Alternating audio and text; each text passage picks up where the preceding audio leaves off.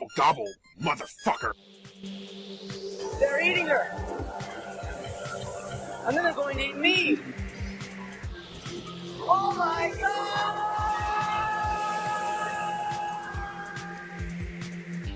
Estrogen levels peaking. It's like she's in heat.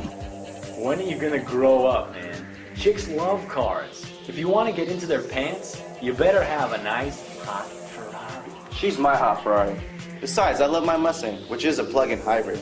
It gets 100 mpg. Oh, no, not the beast! Not the beast! Ah! I love my eyes! Welcome to episode 21 of Schlock Talk. Proudly dressing up as homoerotic solid gold dancers since 2013. Guys, remember Soul Train? Oh yeah. This is so train. Dude, you're quickly approaching racism territory. Yeah. Come on, Craig. That's my shtick, you asshole. Paul, never seen a black person. Anyway, I'm Gabe. I'm Alan. Joel. Craig. I'm not racist. That's Paul. That's Paul, and he is racist. No! Train. Okay, so tonight's movie is Just pull a Arena. pubic hair off my shoulder? Dude. Anita Hill. That was mine. Sorry. What's this on my beer can? So tonight's movie is 1989's Arena. And there's like 7 or 8 movies called Arena, but this is the one from 1989. This is the one that counts. I think so. The one Although you should one of them see. has Pam Grier. And it's like an all-girl, like, gladiator movie. So... Maybe sometime in the future, but not tonight. Not tonight. Okay, so official intro time. And this is specifically with regards to Craig. Because I wasn't going to do another science fiction movie for a while in fear of making him really upset with more space jokes. Shut up, Alan. Okay. You alright? I'm okay. If there's one thing I have learned over the year or so we've been podcasting, it's that Craig hates my jokes. And if there's a second thing I've learned, it's that if I keep making space jokes, there's a pretty damn good chance I am more or less ensuring that Craig will get a knife, dull or sharp, it matters not, cut off my fucking face and throw it against the wall for Lovey to eat. So I have decided to make only one space joke for tonight's podcast, if only for my own safety and well-being. First of all, I don't think Lovey would eat your face. Yeah. She might hump it. Yeah. Yeah. Either way. Still warm. I still don't want my face cut off. Either way. Doesn't matter. I guess you could say... Point taken. I guess you could say that when the space jokes start a-flying, Craig could use some space. It could be further speculated that Craig's disdain for these space jokes are the products of his own particular head space. And I could add, too, that the idea of making a space joke should likely be done with as much space between he and I. I could say as well that...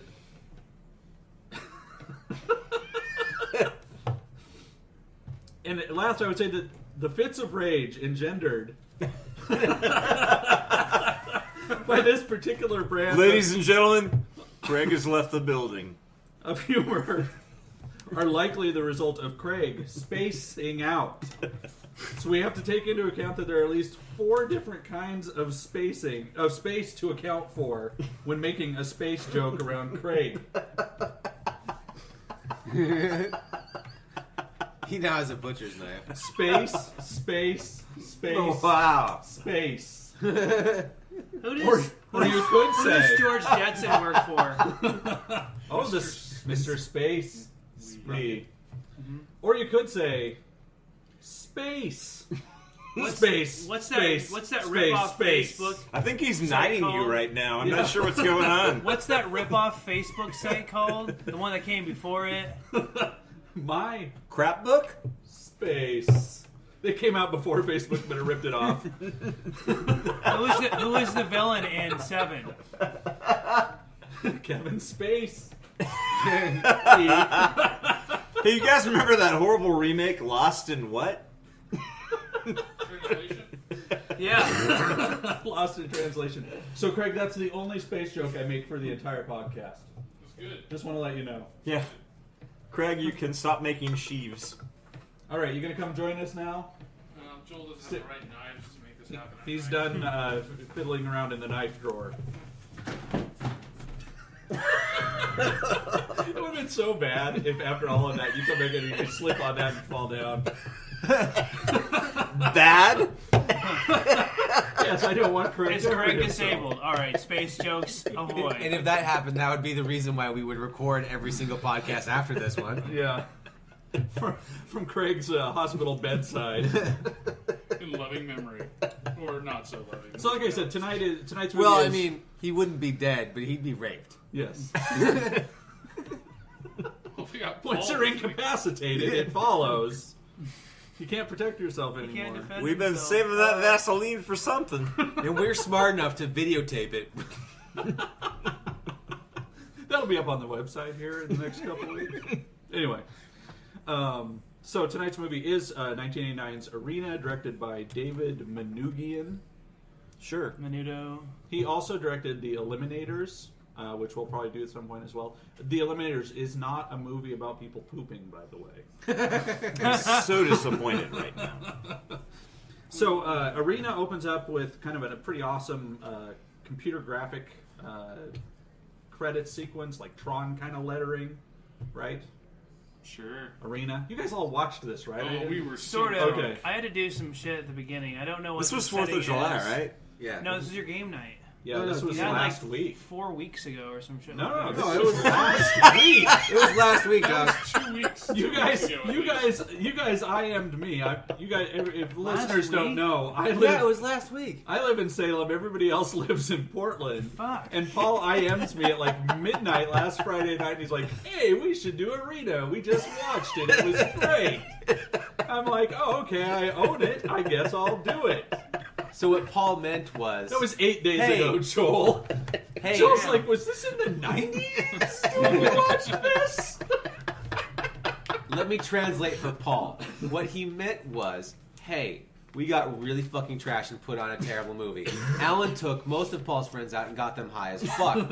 While 3 of us stayed in there and slightly talked while this movie was in the background, while Joel screamed about disabled monsters. Yeah, I'd like to point out that you took out, like, one of my ex-supervisors out there, and he crawled through my dog door. He was high as fuck, man. Like, after the 3rd hit, his eyes were wide, and he was like... So he He's saw like a dog go through the fucking dog 20. door, and he's like, I'm going through that dog door, man. Wait. I'm so going through that dog door. Wasn't Yeah. that kid like 20? Yeah. Your ex supervisor. You work for someone fucking half your age. I make twice as Half. much as him. Oh, and he's your supervisor? Yeah, that's the way it works. Interesting. It's a third of his age. Come on.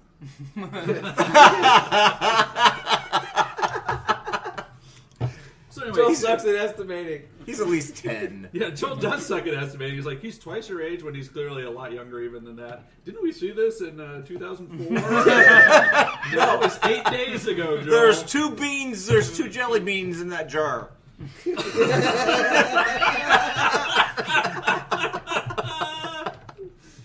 Oh, man. Joel. You do not win the color TV, Joel. I do not. Okay, That's okay. okay, I don't either. So, Okay, what's the setting?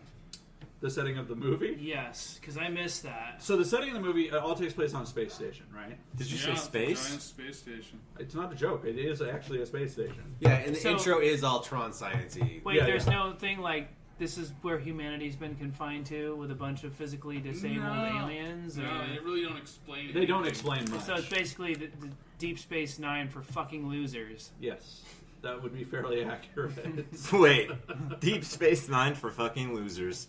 Isn't that redundant? I liked Deep Space. There was no Nine. fucking in Deep Space Nine. My point exactly. And so there's like a helicopter spaceship over the credit sequence, and somewhere over an old radio we can hear an announcer talking about a fight that's going on in the arena, which is like what everybody's life Does a is kind of- helicopter propeller help you in space? I don't know. Does that work? Because otherwise, this movie is 100% scientifically correct. So Yeah. I couldn't. They did their Great. research. And then, so the scene switches to the scene where the two aliens are like boxing, Bog sickness, calling Yeah. it kindly. Yeah. And also, there's an interstellar, like, McDonald's, and our alleged hero is watching the fight while he's cooking up some alien burgers for the patrons. Yeah, so they had, like, the lights on the fighters, too, for some reason. That comes in handy later, I'm Right. sure, but there was a red light on one and a blue light on the other, in case you couldn't distinguish the robot from the fucking devil-looking dude who, Yeah. you know. So the movie... That's fighter red versus fighter blue. Yeah, the movie lets us know there's some sort of computerized, like, handicapping system that makes the fight even, and, Makes the fight fucking even? That's what it says. That's what it's there for. So you The know if fucking there's... opening fight, there was like some fucking alien that had like a goddamn metal fucking beer keg around its torso with T-Rex fucking arms. Fighting Linda Blair's sister. How the fuck do you make the fight equal? The computerized system just fucking makes the other opponent forget how to use its goddamn arms? Well, you know, it's there in case there's an alien with 3 arms fighting another one with 14 clitorises. This program somehow makes the battles more fair. One of the aliens... You know what? That algorithm is a bitch. Yeah. How do we account for all these clitorises? Clitori? Would that be? I really don't think there's a way to. There's no way to make a fight like that fucking fair. It's so No, much seriously, if you really think about it, there's no way to make that fair. It's such a I mean, distraction. but think about it. How could you make something with 14 clitorises come? That's I not wouldn't impossible. know. I have a hard time something with one. Gordian fucking knot. Only 3 arms. Damn it. Like, I'm doing differential calculus in my head during sex, so 14 would be terrible. Yeah. It's a stimulating combat. So one of the aliens that's in the fight is called Spinner, and Spinner's pretty hapless. He has...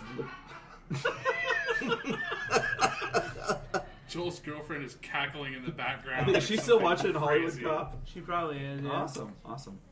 And so Spinner has like no business being in the ring, and so Spinner's opponent receives orders from that Star Trek villain guy, Rogor.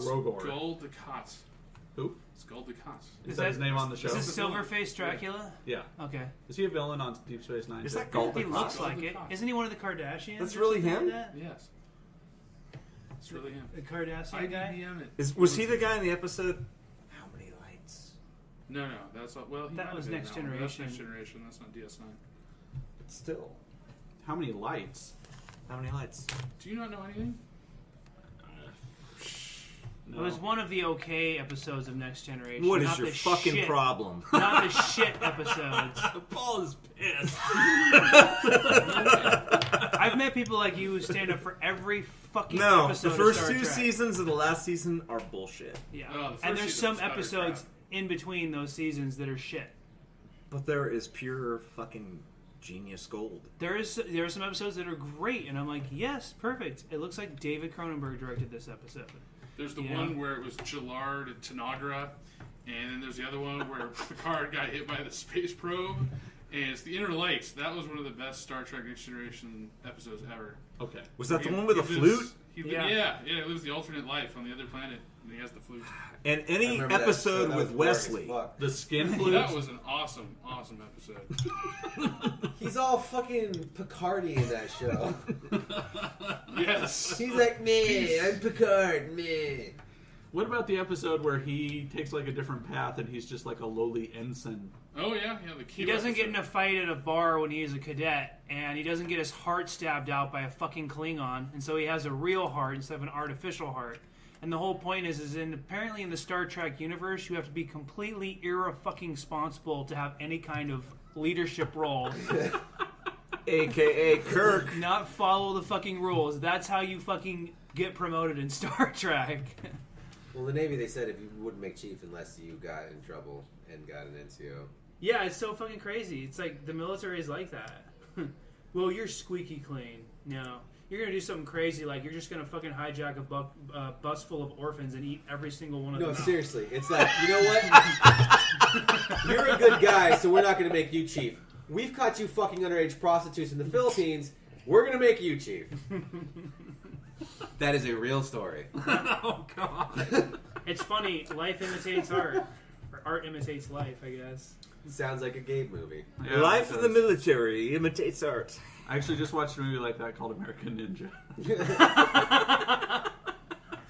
But that's pretty much the plot. Anyway, so Spinner gets thrown into the front row by his opponent, and back at the McDonald's, our hero Steve stops an alien and his kids from assaulting the guy at the counter, Shorty, by kicking them out of a window. Now, Shorty is the guy with 4 arms. Space window. Yeah. Yeah, that's the forearms. beast. Oh, the 4 arms. Yeah, I could think you- you're talking like Popeye or something like that. He's got gigantic alien forearms. No, like FOUR. He's no Mark McGuire. He has the number 4 arms. Like he masturbates at He has 4 2 times the pairs speed as of a normal arms. person. Well, he's got 4 cocks. Oh, man. What? No, It you goes have to along have right- 2 cocks. And the Do you females have, have 2 cocks 14 and 2 clitorises. hands? We've been talking about this. Oh, that's Alan. right, yeah. However, on a side note, the monsters on here are fantastic. Yeah, they're cool. Monsters Yeah. are Like cool. Jim Henson seriously was like, yeah, I could do some work on the weekend, whatever. And so, of course, this kind of behavior does not meet with the high standards of McDonald's employees, and Steve and Shorty are immediately fired. And we also find out that Steve has been kicked out of his apartment, too. What a loser. He's Was like, he not wearing his hairnet?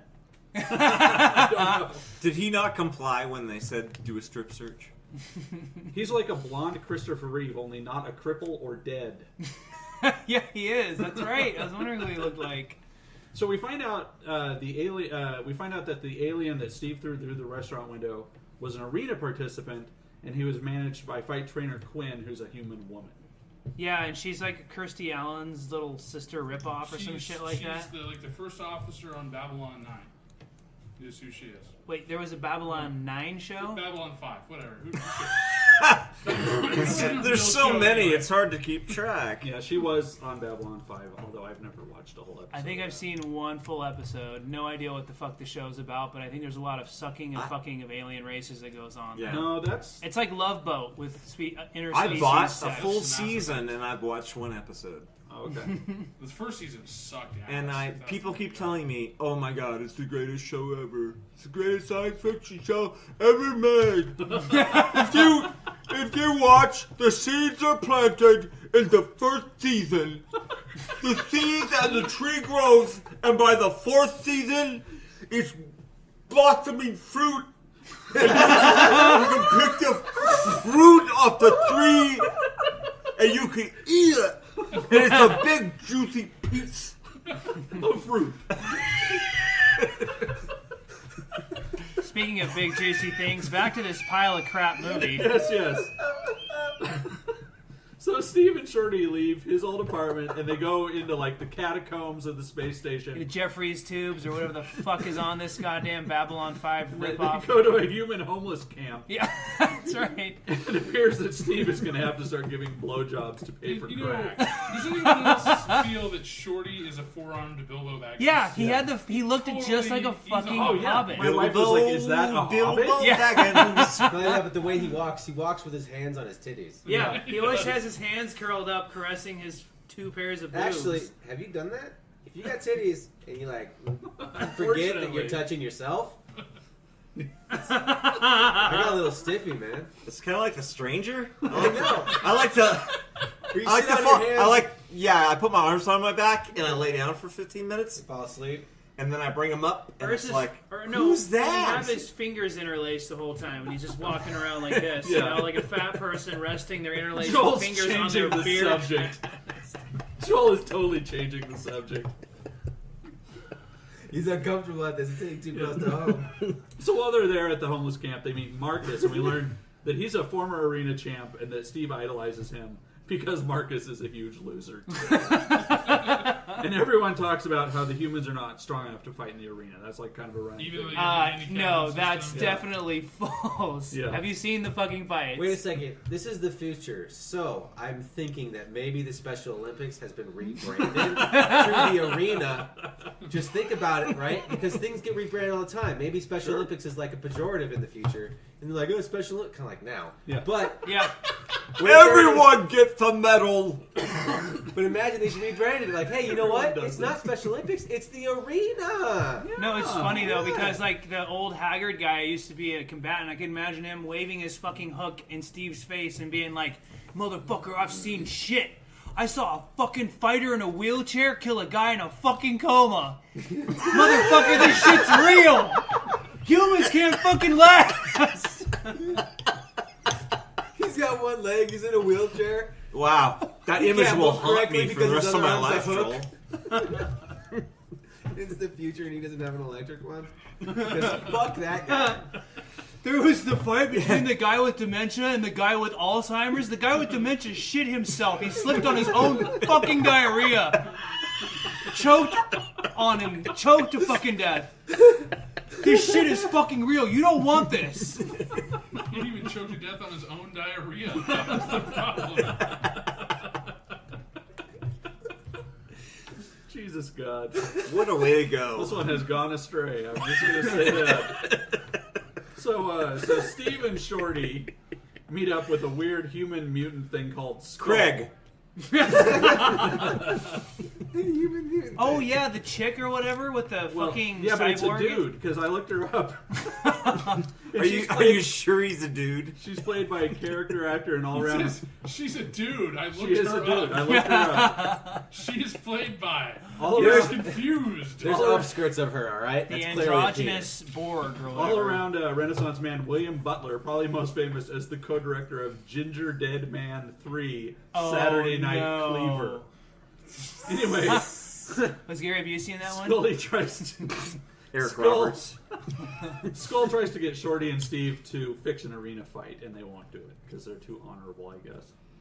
And so Steve and Shorty go back to Shorty's place, and he lets Steve sleep in his bed and then take a sweaty shower as well. Later, there will be a back rub. Oh, that's right. Oh, I remember that Four-ended scene. back rub.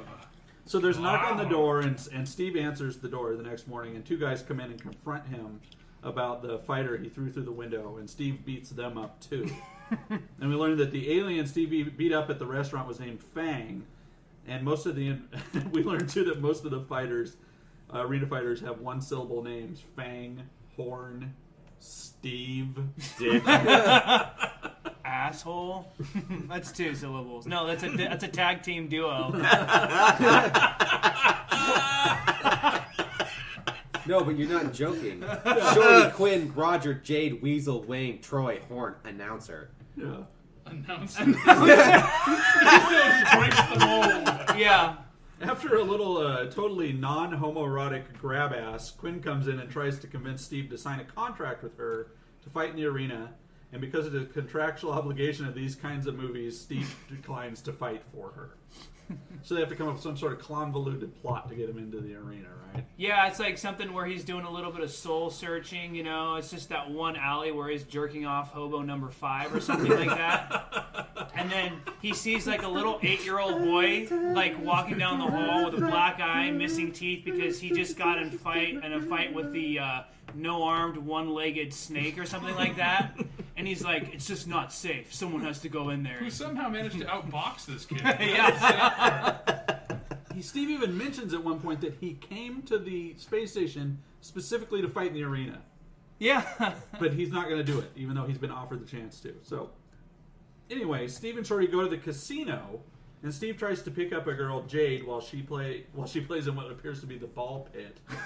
They just roll a ball in a fucking groove, and people just watch it go around. It's Like like- everything is very special on this space station. It's a Special Olympics roulette. Yes. That's what it comes down to. So Shorty plays poker with all the members of Kool and the gang, and there's a raid at the casino, and Shorty steals a handful of cash before they get away. Oh, Shorty. Shorty. Damn those thieving Such a, Muppets. there's always got to be the Ferengi character, right? Yeah. You can only keep an eye on 3 hands at a time. So Steve and Shorty meet back at the Star Wars bar, and they watch a terrible music video on the hologram television. Oh, yeah. And Shorty tells Steve to drink more slowly because that's fallopian brew, and it's very powerful. Oh, man. Is that brewed in fallopian tubes? And then Shorty gives Steve a one-way ticket back to Earth for saving him at the McDonald's. Oh. Clearly, this is all just a big Commercial from McDonald's. No, I was going to say it's a big ploy so Shorty can get all 4 fists up Steve's butthole. Yeah, that's what's going to happen. You Exactly, want these it's a tickets? You want commercial these for tickets back to McDonald's. Earth? So during the sequence in the casino, Steve and Shorty are being watched by a creepy guy named Weasel. He's the rat guy, yeah, the Ferengi looking guy. Quark, the Ferengi from Star Trek Deep Space Nine as well? Yeah. Okay. Who now confronts him in the bar and holds him at gunpoint, and he brings them to Rogor, who's who? Which was Rogor's the main Silver-faced guy. Dracula. Goldicott. The Count. Rogor is kind of like the head of organized crime on the space station, I think. And you know that every time I type Rogor, it leaves a little red spell check line, which is annoying. And Rogor is a stupid name, so from now on, his name is Roger. Rogaine. So Roger demands the money back from what they... I'm not kidding. I call him Roger for the rest of the notes here. Roger demands the money back from when they stole what they stole from the casino, and Steve is given 12 hours to get the money back with Shorty as collateral. Did you guys watch this movie? We watched it. I know. I'm remembering it. Yeah. Bringing up We these watched scenes. a movie. This was like 4 months ago. Yeah, you know. There was a robot with hands that didn't work fighting a guy who had all his limbs, which seems like an unfair advantage in the whole movie. Was the guy that And he then was fought a fighting... termite, and then there was some other fighting. Was it Horn at the beginning? The guy at the front? Yeah, it's the champion dude. Yeah, he was the guy that was clearly just beating the shit out of fucking Tin Can T-Rex in the fucking beginning. And that's what I was like, whoa, what's up with these fights? It's like, let's make Alan fight a newborn. I'm gonna fuck that newborn up too. So we had like... you can't take this title from me. You can't take this championship title from me, you little bitch. Oh man, he beat up Alan. Now Alan's back in the fetus division. It was game night, and my friend Julie was there with us, and I'm like, Julie, you can pick any of these movies that I've saved in my little file on Comcast, and she's like, Bloody Bible Camp. And we're all like, no.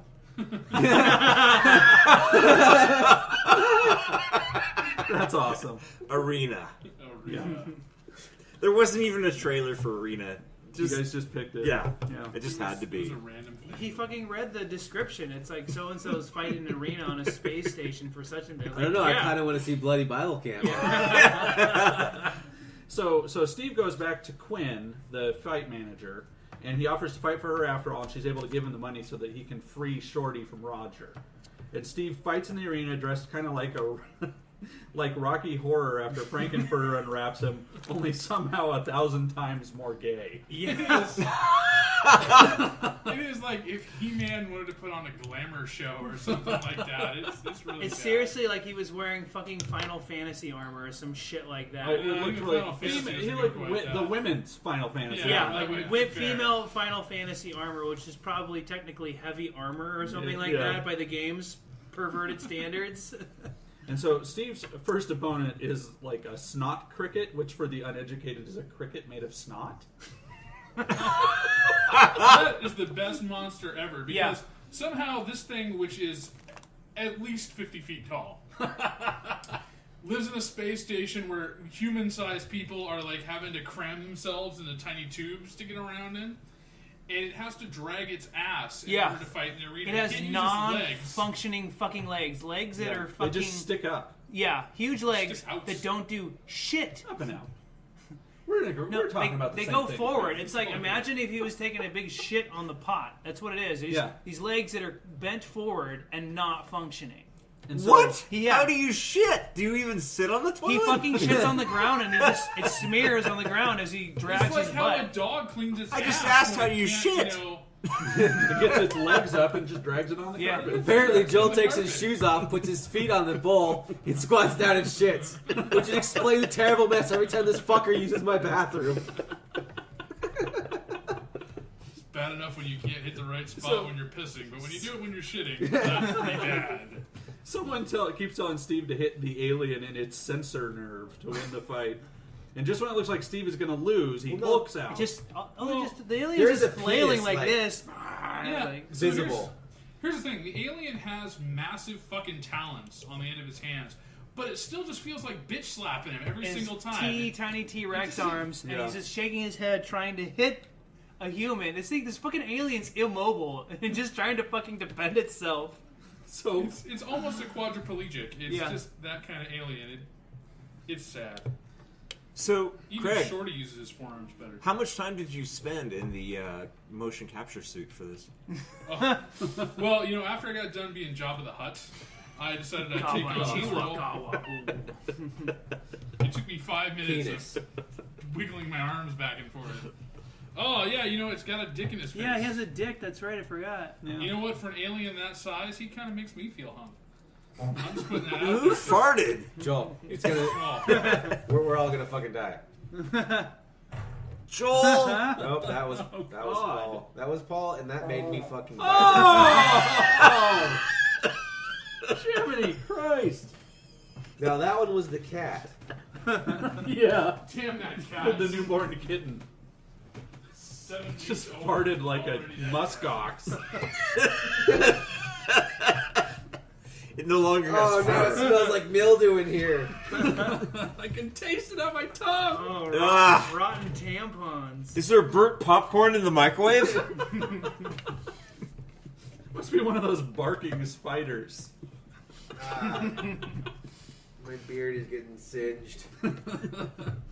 So Steve Hulk's out and he wins the match Hulkamania's against out? the thing, and you know, with Steve being such a loser and all, I started to feel like this movie was just being a little far-fetched.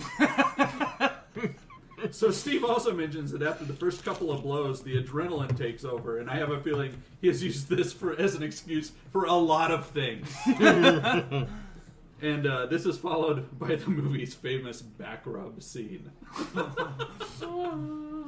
So Roger approaches Steve after the match and wants him to fight for him, but Steve won't because he has a contract with Quinn. And Steve and Shorty go to the sci-fi comedy club with her, and she tells Steve she's following her dad's footsteps of managing fighters. Yeah, you're forgetting the fucking sci-fi comedy part where the guy, I don't know if this is like a fucking Hollywood like There's cliche that they do, but he's telling jokes and he's like, well, it's like, do you know what you tell an astronaut from Nebulon 7? Don't squeeze the cork drive or something like that. Just completely making these like these substitute word jokes or something like that. Like, oh, hey, the audience isn't supposed to find that funny. So Joel didn't like the space comedian. No, like, why couldn't they throw space tomatoes at his fucking ass? Space ass. Do you have anything you want to add, Paul? Sprass. And so, It's alright, Craig is sleeping on the couch. The fart made him pass You won't out. notice our space jokes. Our jokes. spokes. So Roger confronts them again, and he introduces Steve to Jade, who is Totes, Princess Leia, Jabba the Hutt's barge bikini hot. That's And he also keeps Totes? Totes. Like the umbrella. Goats, my goats. Yes. And she also gets up on stage and sings. And I have to assume the hologram singer from earlier in the movie was so terrible to make her seem more talented. Unfortunately, she still sounds like a cross between Tori Amos and a broken vacuum cleaner. Wow. I really hate Tori Amos. She's like one of the worst people on the planet. It's like a Nora Jones ripoff or something Well, like first that. of all, Oh, she's more than before Nora Jones, but she's just really terrible. She's Canadian. She plays the piano with And no she gets- shoes I like on. how you preface the whole thing with, she's Canadian. She's those Canadian. Canadians. She Yeah. plays the piano with no shoes on, and she sits and looks at the audience while she's singing. And didn't she have it's sex just- with Trent Reznor? I guess. I don't know. That's enough reason right there. She's got some Courtney Cox, Kurt Cobain issues. She's man. really awful. She's the worst. Anyway, that shit list. We have a shit list, right? Mm-hmm. We do? We have a shit list, and I can't remember who all's on it now. You, Kevin Smith. Craig. Kevin Smith, yeah. Yeah, Kevin Smith was on it. Christopher Walken's on a good list. Yeah. He's like never get put on the shit list. No, Nothing no, he I'm can not. do. So I'm sorry, not Christopher Walken. James Spader is on our good list. He's on our good list, yeah. Okay. Anyway, That guy Tori looks Amos. like I'm he's- adding her to the list. We should have that on the website. We just have a thing on the side that's the list. It has a picture of Tori Amos humping the piano bench. Yeah. That The shouldn't be reason hard to behind find. Tori Amos should be, you know why, you bitch. You put yourself on this list. So, Put that next How to dare Mother you Teresa, fuck is that possible? Trent Reznor. Yeah, that's fine. so Steve and Shorty go back to the homeless camp and pass out food to all the hobos, deadbeats, and sex offenders. And Weasel spies on them while they do this. And Did he so- get off? He just spies on him. He just keep an eye on him for Roger. I don't know if he got off or not. Paul. I'd like to think that he did. Okay. So there's the ending you can write for the movie.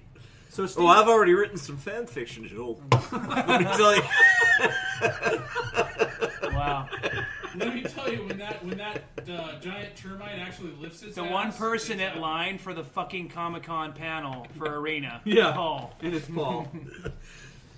And so Steve keeps fighting, and there's a musical montage of him winning match after match. And the arena commissioner tells Roger that he intends to make Steve the top contender, and he's going to fight the champion Horn. And Weasel and Roger devise a plan to break into the fight computer and rig the handicapping program to, as Weasel says, mess with their minds. This is the stuff that has all the people from Deep Space Nine, Craig. Are you sure you don't want to join in? No, I'm riveted. Okay. Let's go on. So while he's rising through the ranks, Steve is becoming very famous. Craig, can you do me a favor? No. Can you put your pants back on? No. When Craig pouts, he takes his pants off. And he slaps his testicles really hard. Hey, look, you guys wouldn't entertain Joel's kitten. Someone has to do it. He's pulling up a video called Porkin' Corkin'. So while he's rising through the ranks, Steve starts becoming kind of a douchebag, right? Yeah, he's like, thinks he's like the shit, and he starts wearing a grill and fucking gets a tattoo on his fucking face. Yeah. He's got a tear. And he interrupts his training. He interrupts his training to go chase after Jade, and they agree that he will meet up with her, and she will help him to relax. I assume this I thought means... her name was Totes. Oh my god! The reason I'm laughing is Joel thinks that I thought her name was Totes when I was saying she's totes hot. Oh. I'm just saying Totes is a pretty awesome name. She helps him relax. She does. Does he finally shit? I wrote here that she helps him relax by going and renting an all-male porn tape. Say that again? All-male porn tape? All-male porn... Wait. All-male porn That's tape. what Schlock Talk would be on YouTube. Yes. Gay porn. Okay. Gay porn, yeah. So Steve meets with Jade at her apartment, which is decorated exactly like the backyard of an old folks' home. Wait, did you say all-male porn tape? All-male porn tape. All-male porn tape. All male porn tape. All-male porn tape.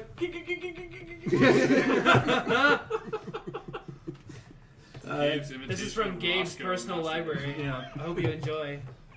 So anyway, yeah. So Jade's apartment, it looks like an old folks' home, and then she also has like a Roscoe pee on me Coltrane. Exactly.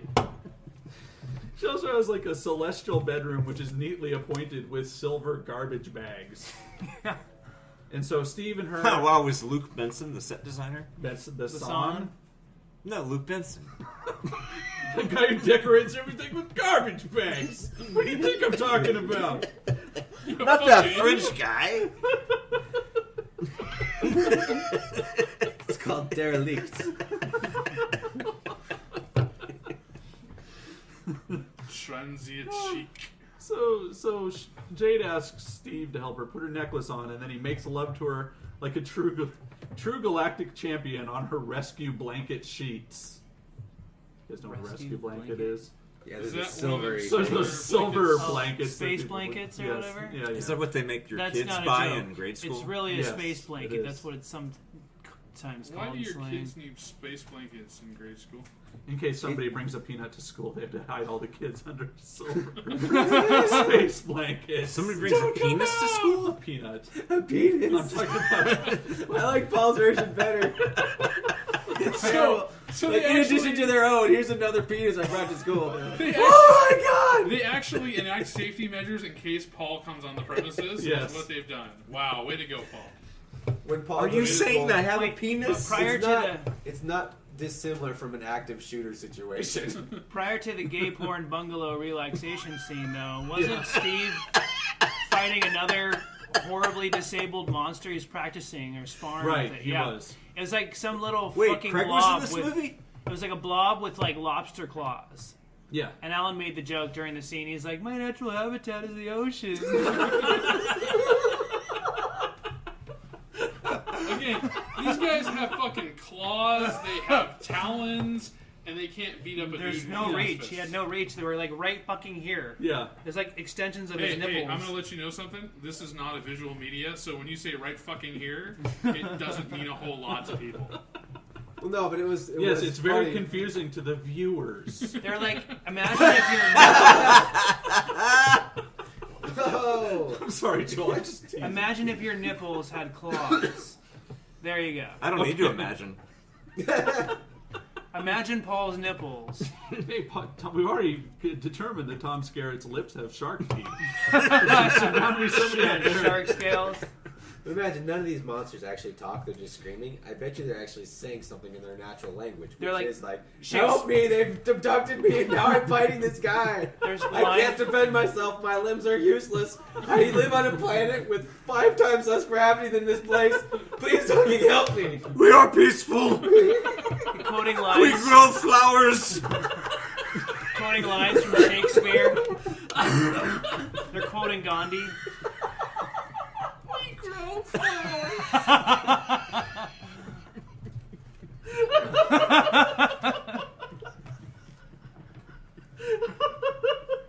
There is no word for war in my language.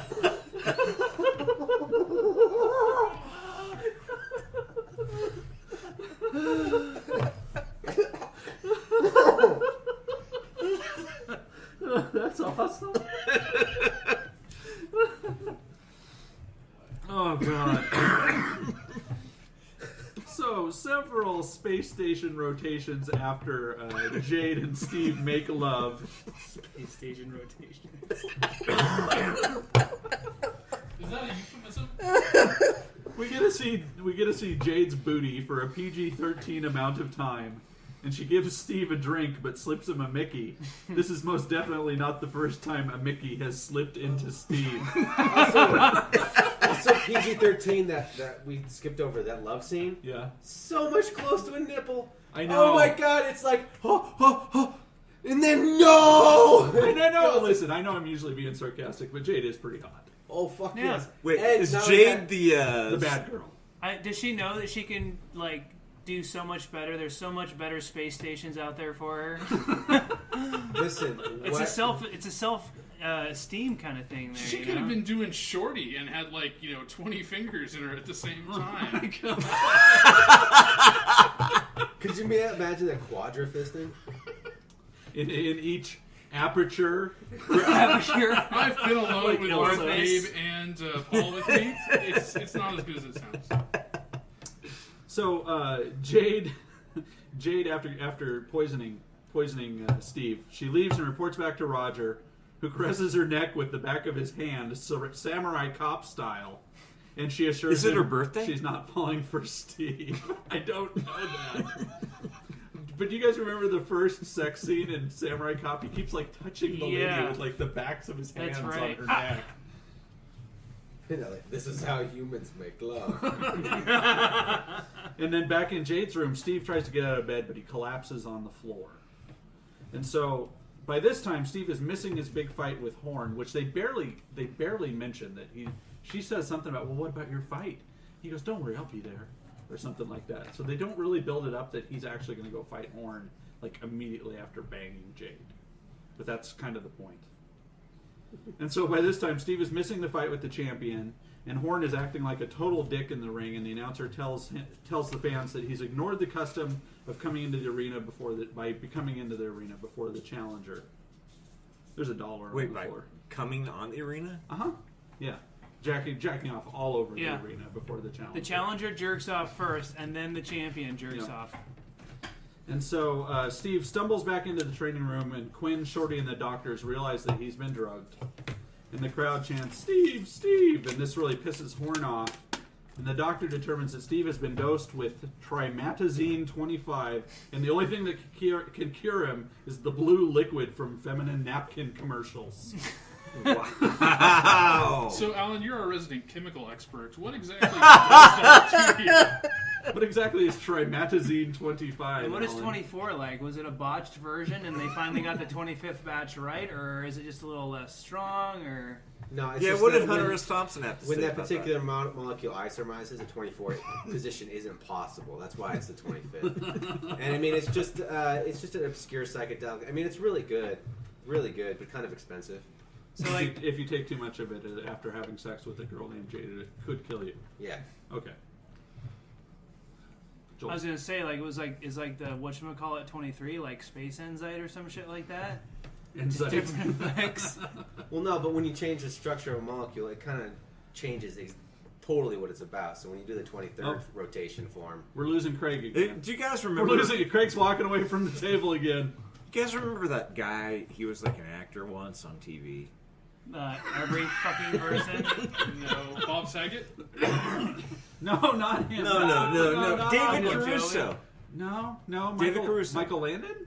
Michael Landon. Yeah. Really? We got on the third try. No, David Caruso. Okay, that David ginger Hasselhoff. cop guy. What Yeah, about him? Remember how he like quit his show that was like NYPD the shit? Blue. NYPD Blue. Oh yeah, okay. And Yeah, and he made like a movie called Jade. Jade, yeah. And he's like, this is gonna like jumpstart my film career. It was a movie about having anal sex. Yeah. Yeah. And it wasn't a big hit. Huh. Didn't really make any money. Yeah. Kind of destroyed his career. Is there a Kickstarter thing coming in the future here? You want to make a shot-by-shot remake of Jade. That is my proposition. Do it justice. With, You're with the snot cricket for Marina as the main character. Now remember, folks, you can waste your money on fucking things like cures for cancer, or helping kids who can't eat or Give shit. a teddy bear or to an a orphan. shot-by-shot remake of Jade, which Paul pulled out of his ass from no particular place at all to enter into this Just because he was podcast. feeling nostalgic. So,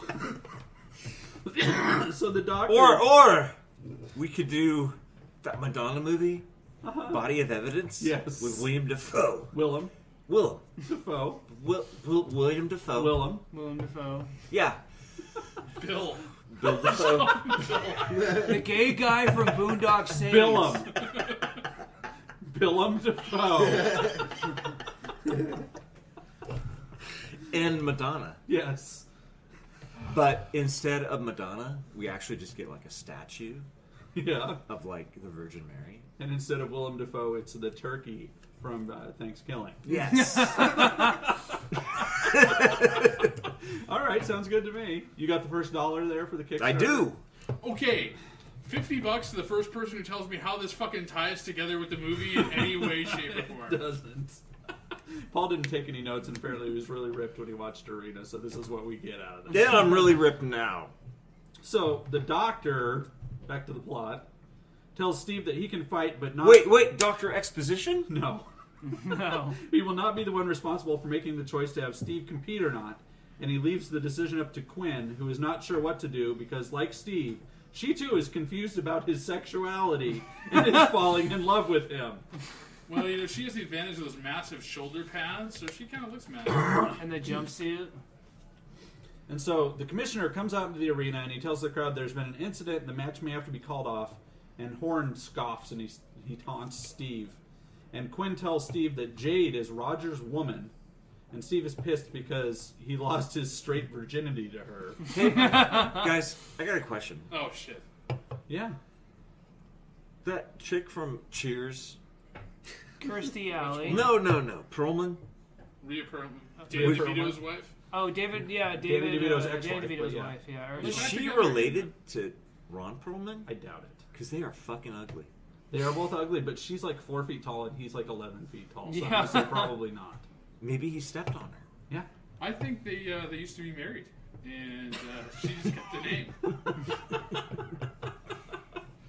What Actually, do you think Susan she's doing right Sarandon? now?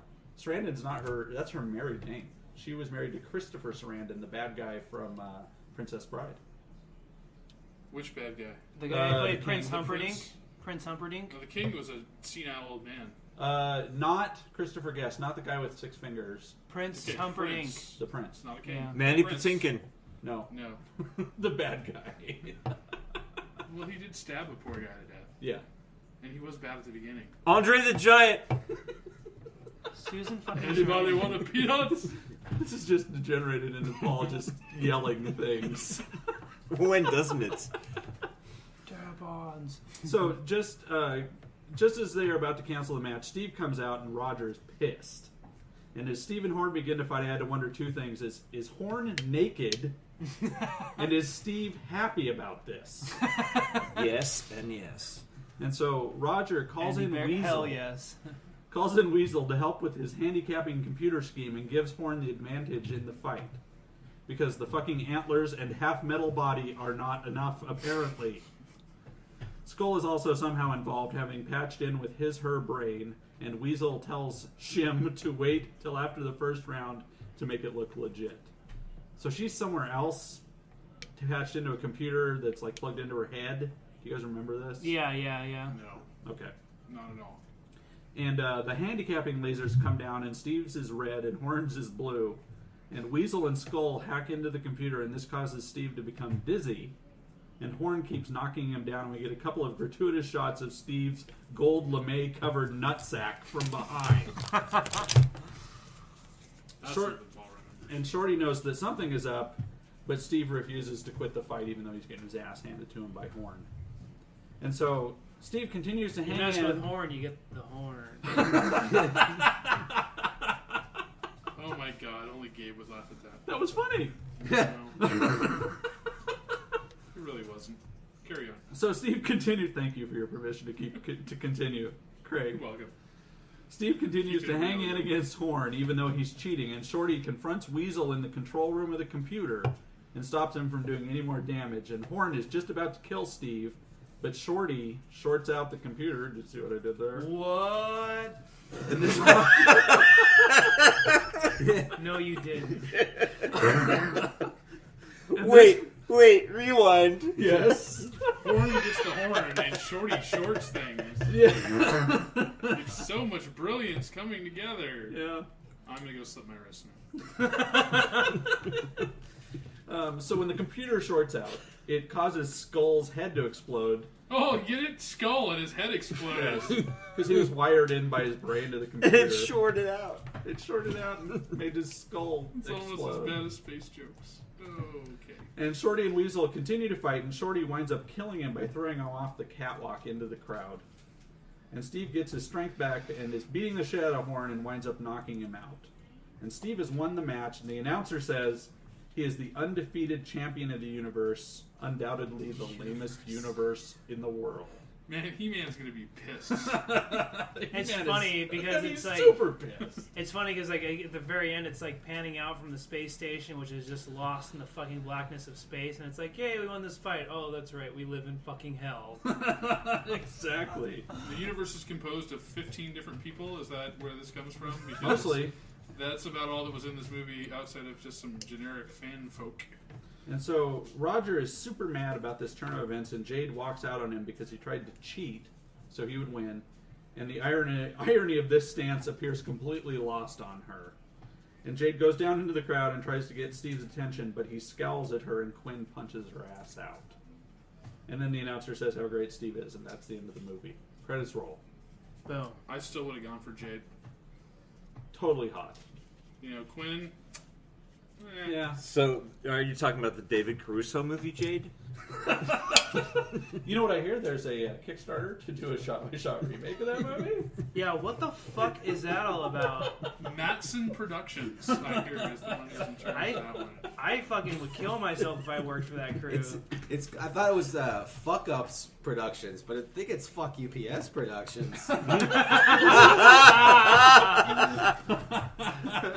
Sounds right. So, does anybody have any other do's or don'ts tonight? Do see this movie drunk. Yeah, okay. It's actually quite entertaining, stupid entertaining. I wasn't drunk and I enjoyed it. Yeah. Don't let Paul drink before he podcasts. Why not? Because you start making Kickstarter references. Michael Landon! You guys remember that show Barney Miller? Yeah. No. No. Do you remember, like, The they old gave... person show? Yeah, they gave Abe Vigoda his own show. Yeah. Fish. Fish. That's the guy I from... propose a Kickstarter for a shot-by-shot remake of every episode of Fish, only starring Godzilla. Yeah, Paul, That's the guy really. from The Godfather, Paul's like, right? do you remember E.T. and how he liked Reese's Pieces? I propose a shot-by-shot remake of a movie about how that bag of Reese's Pieces became a superhero. Only the bag of Reese's Pieces is played by Inframan. The part where even though he's a superhero, Alan the is public not doesn't amused by respect him this. because of his self-abuse. That's the best part. Oh my god. I propose a shot-by-shot remake of the scene of the old lady eating gruel in Beyond the Darkness. Only the plate of gruel is played by 80s pop star Tiffany Amber Thiessen.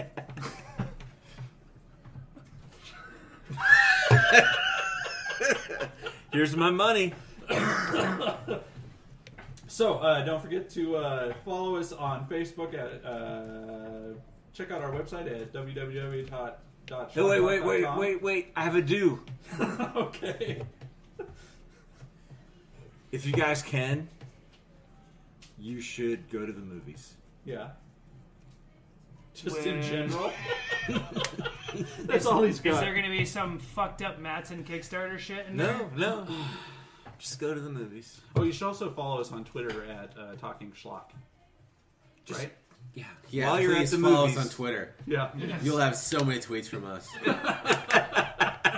And also our YouTube channel, Schlock Talk YouTube channel. Not to the fuck mention, has control Craig of it is anyways? not a Is that you? racist.com. The YouTube channel? Twitter. No, Oh, yeah, I do. I've never posted anything. What? Yeah, I've got Why control do of we the have YouTube more ways to contact us than we do listeners?